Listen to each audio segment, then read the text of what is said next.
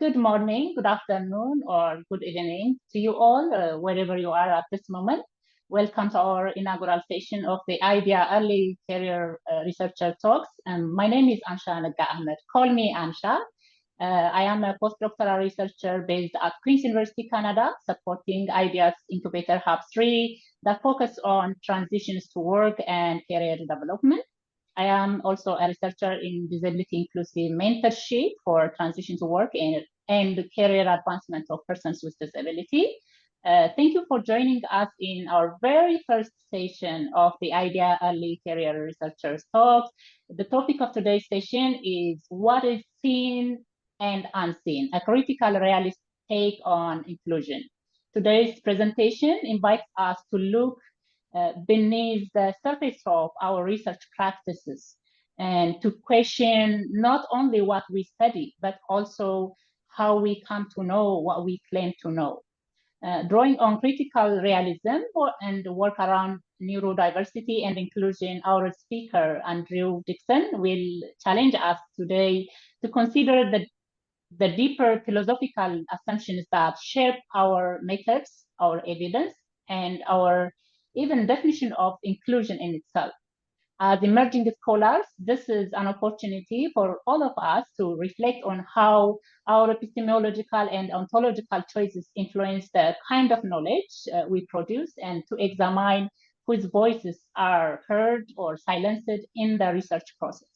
After our speakers talk, we will move into discussion session guided by questions, which I'm hoping to receive from you all, the participants. You can forward them using the Q&A function.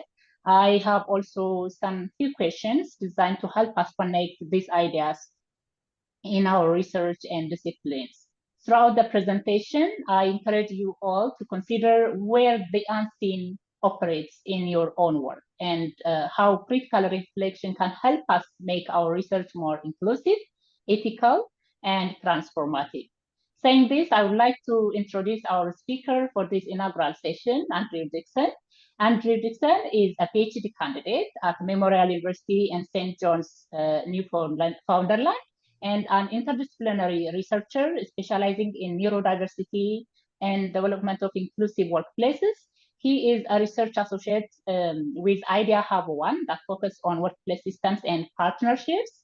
Dixon holds a master's in philosophy, humanities from Memorial University, and Bachelor of Arts in History from the Royal Military College. Dixon is skilled in qualitative methods and evidence synthesis. His PhD work primarily focuses on ethnographic approaches to social justice and disability rights. He is a recipient of a MyTax fellowship to study the disability tax credit system and a Florence Fox Memorial Scholarship to study the social impact of Parkinson's disease. Andrew has lived experience with neurodiversity and invisible disability. Outside of IDEA Hub and academia, he is involved in several advocacy initiatives with marginalized disability communities that focus on better living conditions. Dixon's commitment to community service is evident throughout his active volunteerism with Scots Canada and Autism Society of Newfoundland. You have such a profoundly strong profile, Andrew. Welcome, and the floor is open for you to guide us into these deep philosophical discussions aiming to advance inclusive and ethical research practices in our field. Thank you. Well, thank you very much for that kind introduction. I look forward to taking you through what's a small part of my work, but I think a very, very important part of anyone's work who's looking at disability, neurodiversity, inclusion. How can we move beyond some of the more conventional practices that we see in this space? Before we get started, though, I'm going to start with a brief land acknowledgement. Now, this one is for St. John's, Newfoundland, but it's been modified for our online platform. We acknowledge that the lands on which Memorial University's campuses are situated are in the traditional territories of diverse Indigenous groups, and we acknowledge with respect the diverse histories and cultures of the Beothuk, Mi'kmaq, Innu, and Inuit of this province. Please note that this acknowledgement is specific to Newfoundland and Labrador. However, since we are gathered for this workshop virtually, just thinking of the communities in your respective locations as well. Okay. Autism neurodiversity is a very curious case. The curious case of autism, when I was thinking about doing any kind of presentation like this, I wanted to make people think a little differently about when they get into this space. One of the most common openings we see is talking about prevalence data. So it's 1 in 50 or 1 in 30, 1 in 56, whatever. And it's always made me think of like we are some type of sleeper agent that's going to be activated. And if such a thing were to happen, I don't know, what would it be? I would fix your printer or something. Like it's so strange. But it's such a curious case because particularly 2025, these are challenging times for autistics and anyone who's neurodivergent. There are a lot of things happening in the world that are, well, they're happening. So we won't dwell on it too long, but I just wanted to say that let's talk about this because it's always the first thing. I always prevalence. I'm not going to go into what I think they are, but I always chuckle. So let's talk a little bit about autism as well. Sometimes it's referred to autism as the community or a community. Um, I would argue that autism in particular is more like a constellation even more so than a spectrum. Um, You've got different people who draw upon autism as a common link, but we've got different word choices, different needs, interests, different meanings of what autism is. So what's the cultural marker? Is that what it is? Is it a medical disorder? The constellation has everybody, scholars, parents, activists, autistics, folks who are using different language for it, like Asperger's and other types of things. While they're connected in a way, it is a looser connection. And speaking to one part of the constellation could yield completely different results from anywhere else. Talking about inclusion. Often when we think about inclusion, is what we can see, who's present, whose needs are accommodated, who gets counted in our data. But what remains unseen in this case are the ontological and epistemic structures that decide what counts as inclusion or who's in, who's out in the first place. This presentation is both the seen and the unseen, but like mentioned before, this is through a critical realist lens, which is a philosophy of science. So opening up, inclusion research often treats marginalized people as knowledge resources, not necessarily knowledge producers.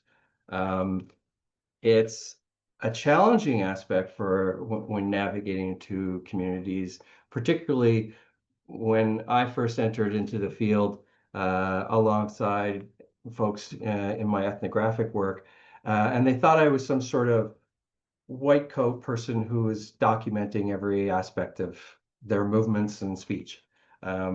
It was a hard thing to overcome because they, for so long, have been treated as resources. In this case, when we think about it, consider who gets to be the knower. It's a really hard thing because we're going to see different priorities in what is knowledge, what counts as knowledge, and where it stems from.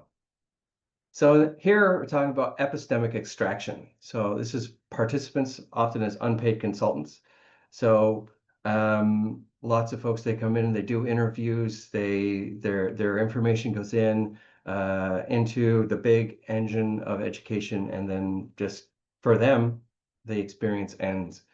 Their sources of insight And as researchers are often theorizing upon that insight. They're not really, they're using it as an element more so, so that stimulates their own study, because in many cases they're objects of study or medical curiosities.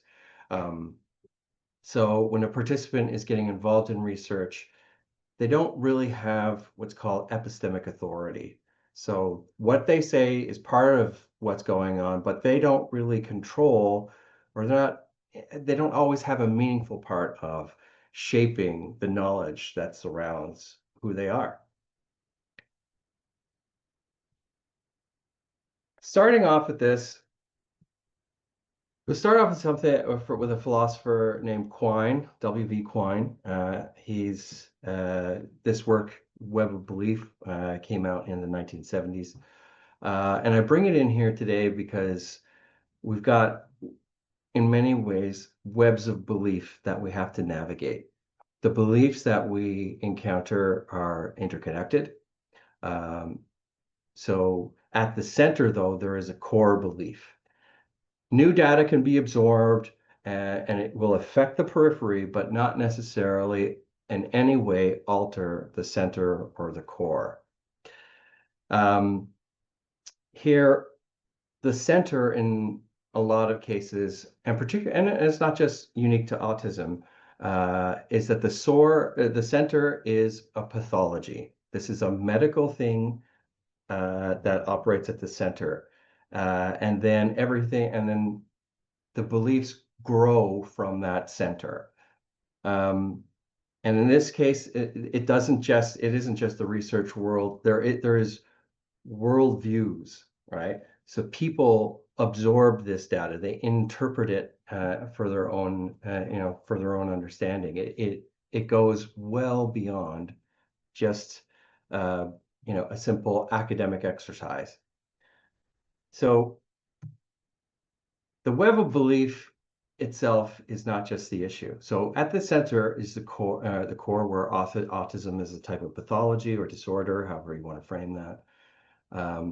So around that are other beliefs that this pathology can be measured, it can be diagnosed, there's goals for normalization. And as we go further, we see different things. The systems like therapy markets, funding structures. In many ways, the autism industrial complex, which is out of this web of belief, works in ways that assists the industrial complex more than its center. Because we have to ask ourselves, where does our research fit in here? Because it does. Mine is what has been part of this. Part of it, when I first started, I thought I was going in with I'm gonna, discover and learn things and change people's lives. In a very naive kind of way. Over time, as I started to appreciate the community and the people, and my own understanding of myself, it changed. And I started to see that not all work was equal, and there's a lot that goes on here. And in many ways, the industrial complex profits more from the whole system than the core or the people that it's designed to serve. And I think as researchers, sometimes we're chasing down grants or sometimes we're chasing down whatever. But understanding your position within this system is important because it helps you navigate where to go. And you can reflect on who's benefiting from your research. This web of belief, the industrial complex, is by themselves, if we just go back for a second, this is powerful, right? It's very, very powerful. But what props it up is this political economy. The autism industrial complex, there's diagnostic gatekeeping, therapy, all these funding structures, but there's a money relationship that's here. So as autism continues to be defined as a pathology, it feeds the political economy. inclusion in this case, working with the community continues as a type of extraction. And then the folks at the center are a commodity. So Broderick and Rosino here refer to this as the commodification of autism. So again, you would look at it as in a traditional aspect that these are just a resource from which that extraction can continue and profit can emerge. And I wasn't really aware that this was going on when I first started. It was a shocking kind of revelation to look at and see that, and this isn't just unique to autism. It's just autism in many spaces has a lot more money going around with it, where these therapies are and markets are over several $billion markets that we're talking about. In 2022, the market was at about $5 billion in money changing hands within this political economy. This all works. This political economy is particularly vibrant because it creates a Tina kind of mindset. That's there is no alternative thinking. So there's an ideology that protects not only the economy, but also the web of belief that goes on. Because in this case, part of different features within North America in particular is that certain therapies and certain interventions, and the idea that an intervention must happen is presented as the only option. This type of we're trying to shape humans, gravitate them more towards normality, makes this entire system makes it appear natural and inevitable. You go in, it is natural to go to a doctor to get a diagnosis, and the diagnosis is then going to refer you on to services, and those services are going to intervene in your life. And it just seems like, well, this is what we do. But at the seed, the center of all of this, of these webs of belief, and the potency that has come out of it, it has the effect of suppressing competing ontologies by rendering them unthinkable. In this case, autism as a pathology persists not because it's true, because it's perceived as the only option. The neurodiversity paradigm, in contrast, seems small. It doesn't have the same traction in different political spheres. And this is why, is because that's nice, that's something different. What we're talking about here, though, is as an intervention system. The issue here, this is something that I've said in a couple of places. The genius of evil, though, is to have merit. And this refers to, it's called a what works argument. And that's within the political economy. You could say, well, look, we're doing these therapies and we're seeing change, right? We have measurable differences between what was before and what is now, and people are happier, or whatever that they would use to justify what they're doing. And in some cases, yes, they see difference, but it is it isn't always a difference that has longitudinal data that that persists more than 18 months. People can be trained, people can be shaped into something that looks normal or more normal. But what this does is it reinforces that pathology paradigm. So when we're considering all the factors, the combination here makes it, again, even more resistant to criticism, despite growing evidence to the complete contrary. But in this case, evidence is not equal to truth. Evidence in this case is what we are willing to measure. And that measurement has to correspond to a web of belief and the serving political economy. So Yeah, I'm just going to go back to a second for 1 second. It's when we're thinking about the what works option, because it's quite a persistent thing, whether we see behavioral change or short-term employment outcomes. This framework completely collapses because it collapses reality into what can be measured. So if it can't be measured, then it's simply excluded.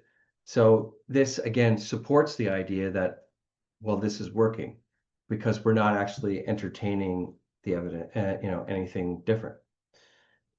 So what works in this case is not neutral, even despite all of our efforts to measure it objectively. So the ontology is the seed for inclusion. I've set it up this way because I really believe this is true. The way out of Tina thinking is to revisit ontology. Ontology shapes what we think exists. It is the study of being, right? Epistemology, however, shapes what we think can be known. And the method shapes what we think counts as evidence. So by looking at the seed, we start to see something different. Because in this case, in Tina thinking, you hear, well, we have to measure outcomes, we have to use evidence-based practice. That's not a methodological constraint, it's an ontological one. Because again, ontology determines what we believe exists. So if autism is understood as a pathology, participation in our research just becomes a way to collect data on deficits. Epistemology follows on from that. So only certain types of knowledge become valid, measurable, observable, quantifiable.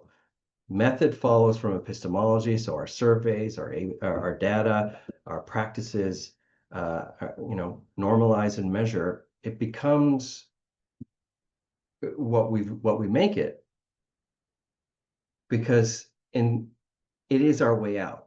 When we start at the seed, we start at the beginning, we start to question, challenge what is real. What are we looking at here? Then we can work our way through, because the epistemology, like I just said, will flow from that ontology, our methods, and the inclusion of who gets to be the knower, which I don't like the word knower, but I'm using it anyway, is that it shapes that. It is we as the researcher who gets to know, and the people who we are drawing upon like a resource end up just being a source. Critical realism in this way serves as a philosophical intervention. It gives us something that in philosophical circles would be called depth ontology, and that in this case, reality is laminated. There are mechanisms that interact across different layers of this reality. So biological, psychological, social, economic. Each of these have their own sort of generative mechanisms, reasons or what causes things to happen. When we study in the inclusion space, we're not just studying individuals or institutions, but how these layers interact to produce exclusion or belonging. The empirical, that's perhaps the most simple. It's what we can observe, the data, the interviews, the outcomes. The actual, these are going to be the things that happen. The decisions, gatekeeping, practices, even if they're unrecorded. The real, these are going to be where the structures and mechanisms live, our ontology, political economy, our Tina logic. These all happen, but it's very difficult to observe and document and measure. But exclusion operates at the real level. So in the structures that shape who counts as the knower, who counts, what is counted. This is why critical realism is not a method, it's a philosophical intervention that reveals even if something cannot be measured, it can still be real. Critical realism opens the conceptual space beyond the status quo, and it's how we can escape Tina, or there is no alternative thinking. Immanent critique is a feature of critical realism. So this is where we critique from within a system's own logic. This exposes contradictions between values and practices, but it reveals where inclusion work can sometimes betray its own commitments. Here's what I mean by that. The immanent critique, or when we're looking at inclusion's contradictions, and frankly, their worst kept secrets, contradictions, they laminate themselves across levels as well: ideological, institutional, personal. Systems that claim to value inclusion and accessibility, but then put all kinds of barriers around it. So maybe you require diagnosis, maybe you require disclosure, compliance, you know, with, you comply with measurable outcomes. This is quite popular in neurodiversity research spaces, that people in the quest for some sort of pure data, they need their ticket that they are diagnosed as autistic to get in. These, but we don't just see that as well. Sometimes, like, and post-secondary institutions, to get access to inclusion services now, you need your diagnosis at the door. But in this case, in that effort to include a person in some more inclusive education, they're using the same deficit ontologies that they aim, that they aim to fight against. Participation means that it's conditional on pathology. So yeah, you can get in and we'll try and get past it. Oh, we need this documentation, or we need something else. But here, and it's on the rise in Canada and elsewhere, that inclusion reproduces exclusion through the same logics it claims to resist.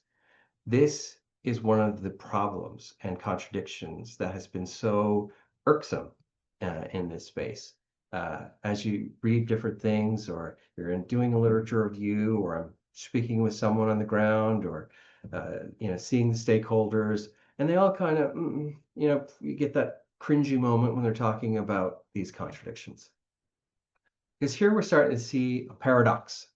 This is the insider-outsider paradox of exclusion, of inclusion, sorry.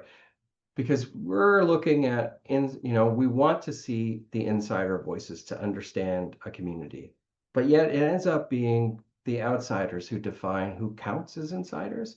And I've always found this kind of ironic, right? So you delegate the who counts to different professionals. And in this case, the lived experience just is a type of data. But this system reproduces outsider control of knowledge, because the outsiders curate the insider knowledge. And here we have a type of inclusion, but no real epistemic authority, because the insiders, the lived experience, do not possess any authority or power in this space. So it is the outsiders, the governments, medical professionals, whoever might be as the outsider, they're the ones who wield the epistemic authority.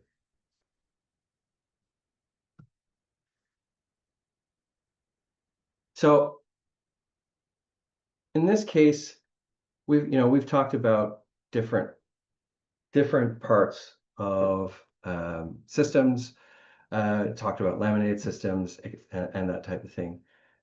The contradictions that I mentioned before and that weave in throughout, we start to find these through our reflexivity.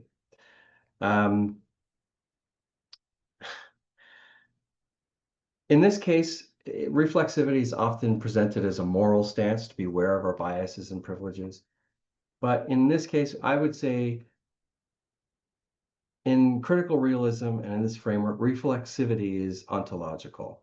It means acknowledging that we as researchers are embedded in the same belief systems that define people we study. Our categories, our data, and even our concept of inclusion are produced within those systems. So But reflexivity is not a confession, it's a recognition. We can stand outside the ontology we critique, and we can only make our position within it visible. So, it's not that I am neutral or biased. I operate within a belief system that is shaped by a political economy. We are part of a system's laminated structure of all of these pieces. So by including ourselves in this ontology that we critique, we can really help develop our own understanding and push forward what's meaningful. And that's the case, that we can see a lot of data, we can see a lot of studies, we can see a lot of change, all the things that I talked about within the web of belief and the political economy. But what in there is meaningful? And by acknowledging where we are inside that space, we can do things that are more meaningful, that are not just focused on the features that present themselves within that political economy. So I'm going to go on to look at a reflection activity, because I think I've blown through this a lot faster than I had expected. But so it'll take some time here to ask you guys some questions. So when you think of your own work, what belief in your work cannot be challenged without threatening your project or identity?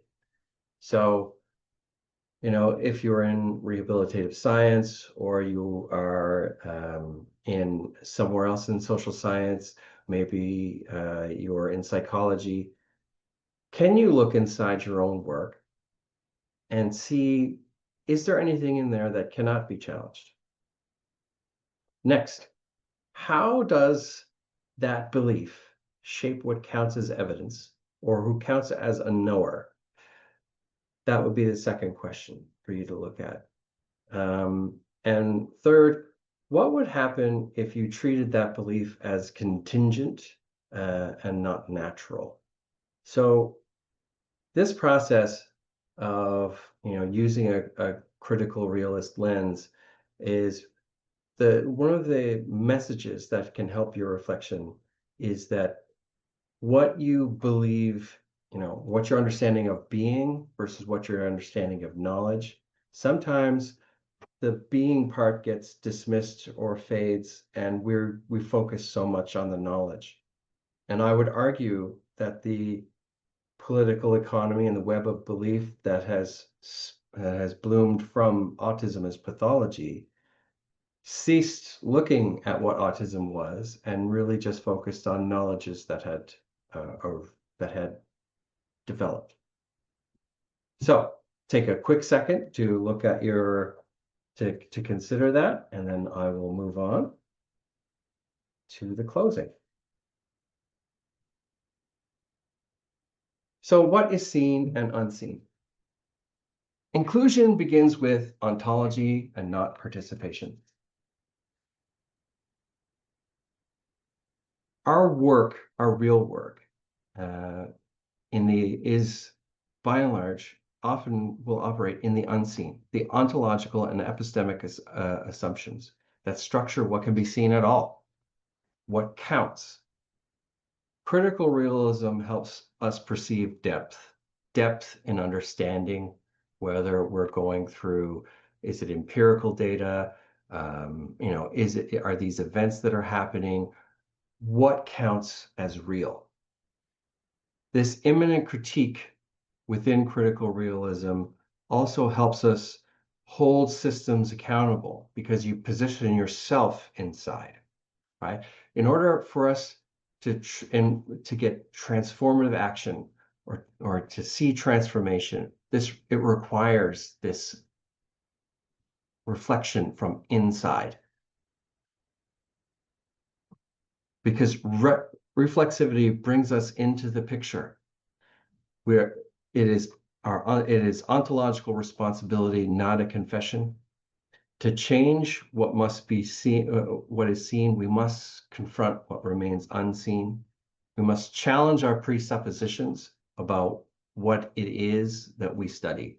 Is it autism? Is it autism spectrum disorder? What is it that you're looking at? And how much are you relying on the seen alone? Are you looking at power? Are you looking at systems? Are you looking at what can't be seen? Because inclusion is not only about who participates, but how we perceive reality, what we consider real, knowable, and valuable. When we can make the unseen visible, when we question the ontology itself, we practice inclusion at the deepest level. Thinking otherwise is itself an act of inclusion. All right. That brings us to the end of my part. And now the questions. Oh, there are questions already. Lovely. Wow. Thank you, Andrew, for guiding us to dive into this deep philosophical thoughts, assumptions that that leads me, I as a person, to think deeply, question my practice in research so that I can improve my practice in the future. I hope everyone, all of us here who are as a participant and in future reviewers of this video will stop, pause at some point to reflect on their own research practice. Thank you very much. That was um, very eye-opening presentation. And as you might have seen in the question and answer, and we have some questions that you can read Yeah, from there yeah, the first so that you question I can can write see it. right Yeah. now, and I'll get started. Um, and they're so right. It doesn't, short questions are for this are really hard. And I get that.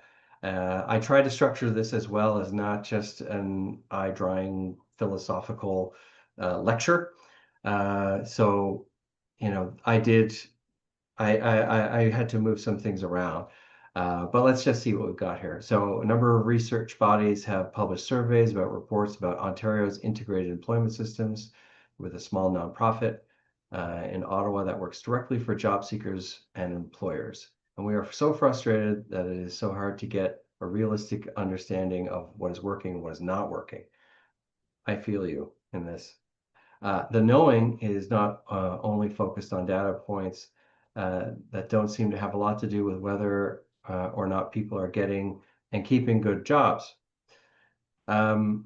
But also only certain data is made available, and the researchers I've spoken to tend to shrug and look sad and say, I can only work with the data that's available. They seem just as stuck and powerless as we feel.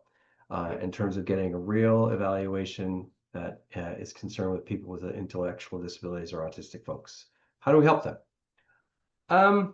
In this case, I mean, that is a big question.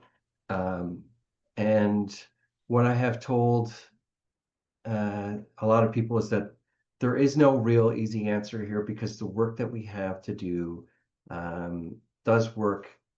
This web of belief, the industrial complex work, is very potent. And in many cases, they only want to see certain data points. But when we can get people to challenge what it is they think they're doing, we only have to work with the data we have. I would imagine there's a lot of layers that would go on to what's influencing a researcher. And in this case, it would be why are there only, is starting with the question of why are there only certain types of interventions that are being entertained? Right. So, and in this case, does whatever those data points, do they refer back to autism as a type of pathology that needs to be normalized, or something else? But for that one, I think we would have to do a separate presentation on just this type of thing. But in many cases, this is perhaps more a question that could go towards autism as and neurodiversity and disability as a movement and a political movement, more so than trying to get better longitudinal results. Because right now there aren't a lot of them. All right, so a bit more what it means by the ontology of autism as pathology.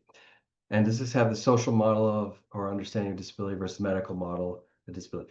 Now, so this next question was actually where I started early on in my work, that autism as pathology or autism as disorder, really, yes, it is a medical model understanding, but sometimes the medical model, using the words medical model, doesn't always get us the traction we want with those who live in it, because like the biggest proponents of the medical model have never heard the words medical and model paired together in a political context. Um, the social model of disability is closer, is closer. The neurodiversity movement would differentiate itself slightly from social model theorists in that that being autistic isn't a pathology. It is part of natural human variation. And drawing upon what we've learned from the social model of disability, that we can, that the world can be just more inclusive rather than trying to normalize this group of folks. So the social model does challenge the pathology ontology, but it doesn't do so completely.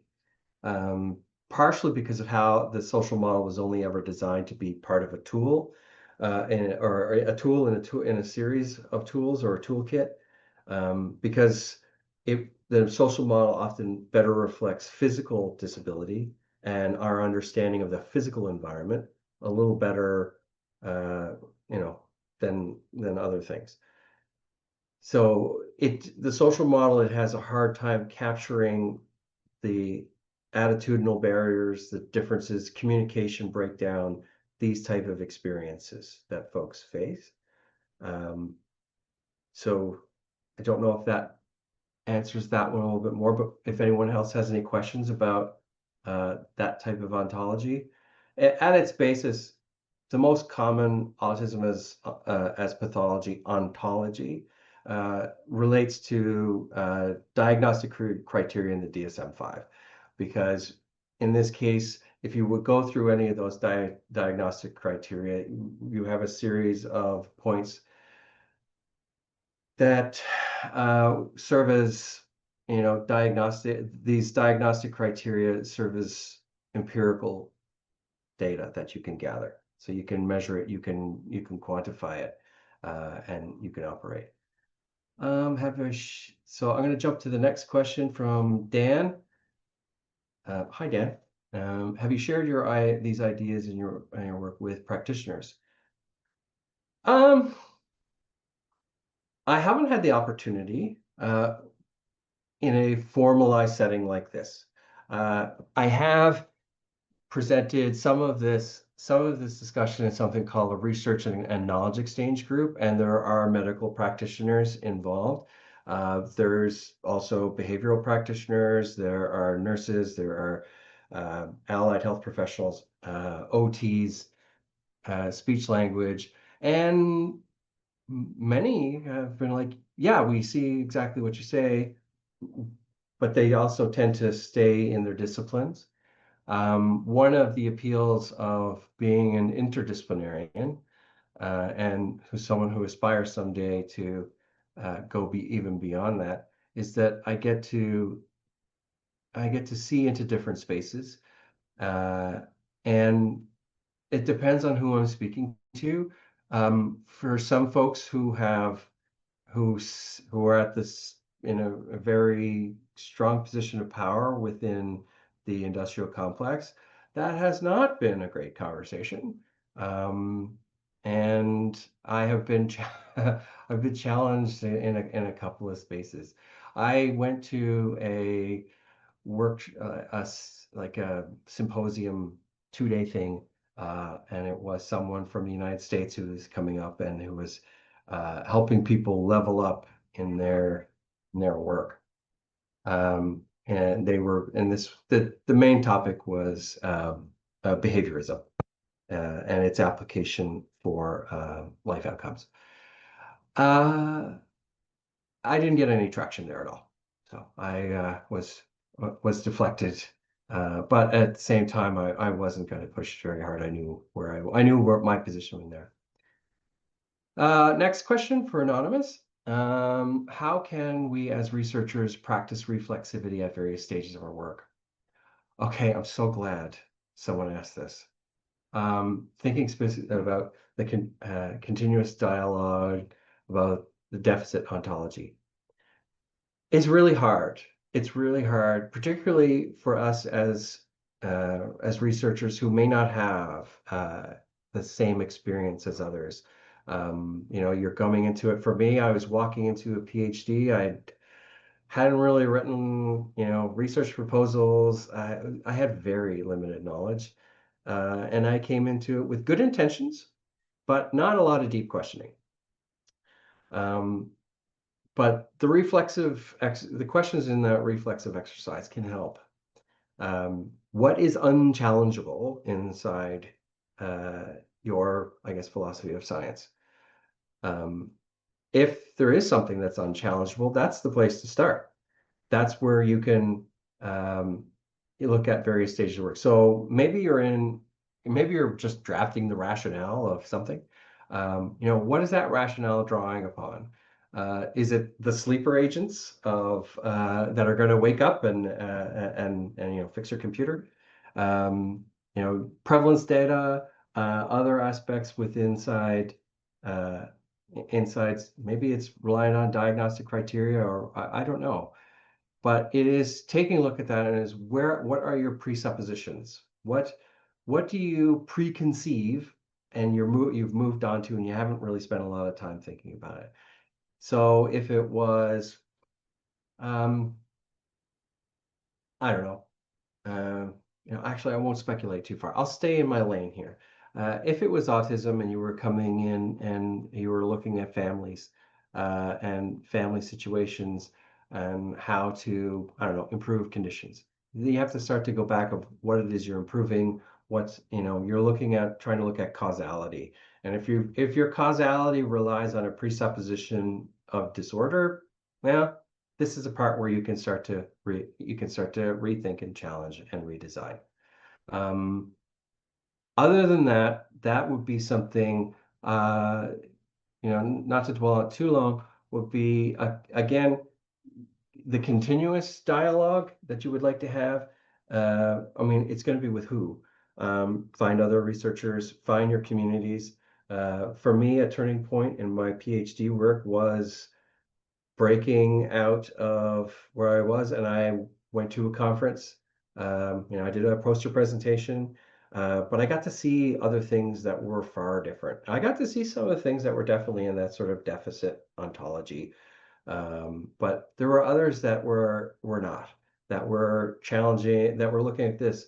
A couple of questions ago, we talked about the social model, and they were taking on it in a very different way of their intervention into the space it wasn't for the autistic at all. It was for everybody else. How can we learn about neurodiversity in such a way that it starts to reduce some of the attitudinal issues, or some of the mutual confusion that we see amongst different neurotypes. So if it's a neurotypical person interacting with a neurodivergent person, what are we seeing there? And where, I guess, one way to counter that is to look at some of the alternatives. So the neurodiversity paradigm, kind of an alternative. Damien Milton's double empathy problem, another.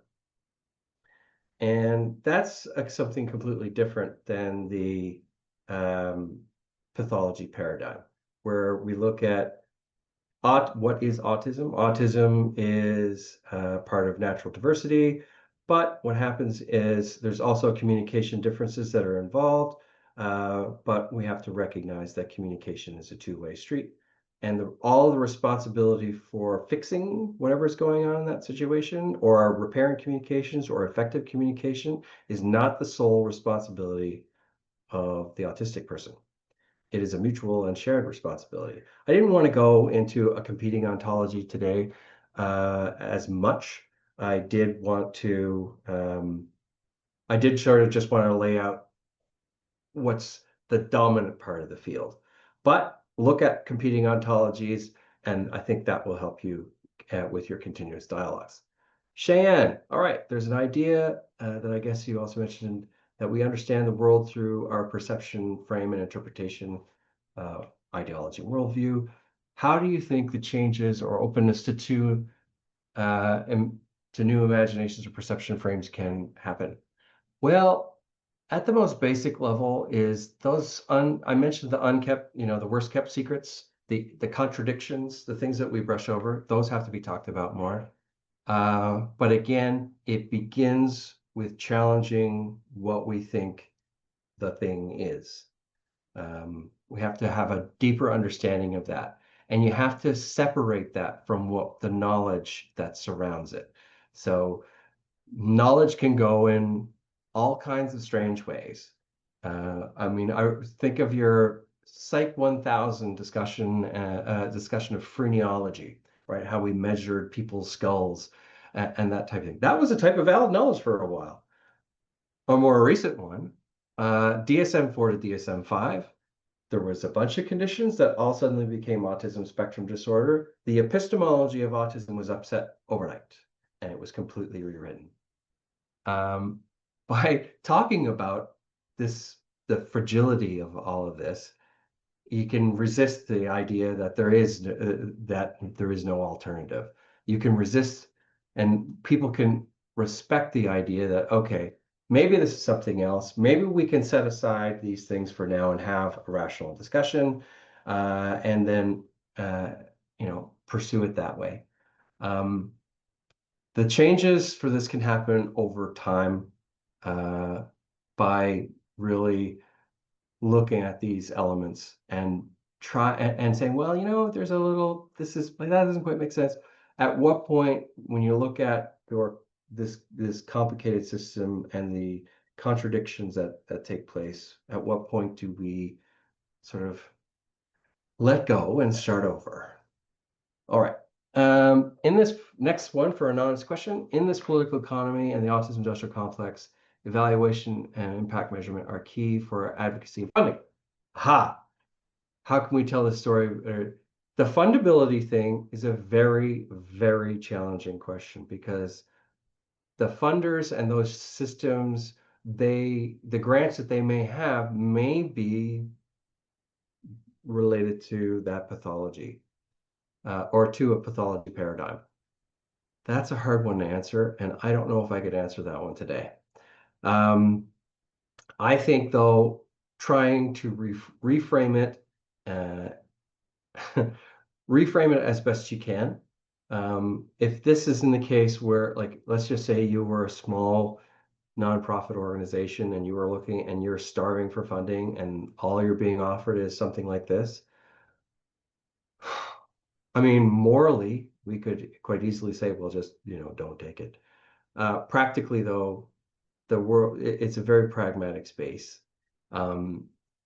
Impact measure is really hard because sometimes they're looking for, they're steeped in this and they want some sort of measure that says, look, here's a pre-test, here's a post-test. See, it worked. Here's our statistically significant data. You know what? That's a really hard one, and I don't know if I can answer that right now. I am actually toiling over this type of question right now in the next chapter of my thesis. So if I can, I'll try and circle back if it comes at me. Are there any measurements that regarding social model when it comes to attitudinal barriers? There are measures that come to attitudinal barriers. They don't work as well the ones I haven't encountered as many effective ones in the employment space. In the educational space, absolutely.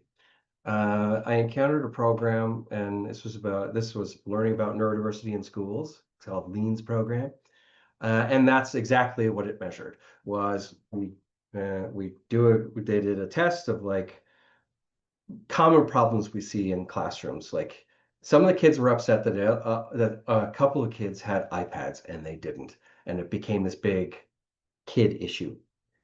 They went through and like they learned about neurodiversity and different needs and things like that, and then they measured it afterwards, and their attitudinal barriers had dropped very much. Now this isn't children, so take that for what it is. But yes, there are, and I'm hoping to see more expansion into that area because understanding is a real issue. I sat in a knowledge exchange group and they were talking about autism. I think I can't remember the hormone that the person was trying to measure. But they went through this, I call it the Starbucks scenario. Um, so there's autistic male looks in, sees someone in Starbucks that he's really attracted to. He approaches her, and it doesn't go well. Police get involved. He's apprehended. And everyone was talking about what they could do for this guy, right? About appropriate sexual health relationships and all this kind of. I said, and I was, and this was my junior. I was even more junior than I am now. I said, wouldn't it be interesting if this woman's first experience with autism and neurodiversity wasn't at that flashpoint, right? They hadn't considered it at all, any education for the person. And I'm not, listen, this is a charged issue, and I am simplifying it just for this purpose. There's a lot of stuff that's going on there, and this is heavily complicated. And it is not that person's responsibility that they should be able to navigate the world however they see it. But I asked them, and it's only because I hadn't considered it that it had the impact it did. It was like if this wasn't her first experience with this ever, if she had some sort of knowledge of difference, some knowledge of neurodiversity that could have maybe lessened that, because the implications for him, he was incarcerated, and this is a very, very common thing. Um, and it's a highly complicated thing. There's a lot of stuff going on. So I think education for people at younger ages is a place to start. Dilshan, hey Dilshan. In your experience, what practices can help sustain reflective, critical, ontological stance throughout the life of a research project? In this case, we're out of time, aren't we? We are running out of time. You might, because you raised this question, if you are interested to proceed with this shortly to cover it, and then okay, it then tells we'll me wrap that up. you have touched the core concept in our research practice. Address that one, and we can continue. Yeah. Okay, I'll say that in this for this case, I would set an interval of reflection. So if whether on occasion, just depending on the length of your project, is you would set up, okay, let's critically reflect on what we're doing. Once wheels get in motion, there's less that you can do about it. But particularly early on in the conception, when you're conceptualizing and you're working on your research questions and your proposals, I think that is very valid. Like it must happen. But I would say that projects can be revitalized if you set it up regularly, quarterly, monthly, maybe not monthly, but regularly at some sort of even interval through the remainder of the project. Okay, I'll stop talking. Thank you. I know. I wish we can continue, and you need a break actually, but this tells me that we need more of this conversation because you have touched this core agenda in our research practice. So this session, this platform will help us to deep dive in the future more into this topic and further with other topics. Thank you, everyone, for such engaging and thoughtful questions that have advanced our discussion. Today's session has encouraged all of us to look beyond our surface level method and outcome measurement issues. There is a lot to deep dive into the philosophical assumptions that we we hold in our research practice. We'll continue our conversation in the future, and thank you again for our speaker for your insight, and to all of you for your thoughtful engagement. Let's continue our dialogue with our own seminar, in your own webinars, collaborations, research practice in everyday practice. And if you are interested, we are going to post this on our IDEA website, this conversation. And also, if you are interested to advance our conversation, and we kindly invite you all to join us in our future early career researcher talks. We have a lot in our new year, starting from new year. We'll continue our presentation, and this we want to grow our network, and we will have some feedback mechanism. A survey will be followed after this session. And thank you all. We are right on time. Thank you, and let's continue our learning together.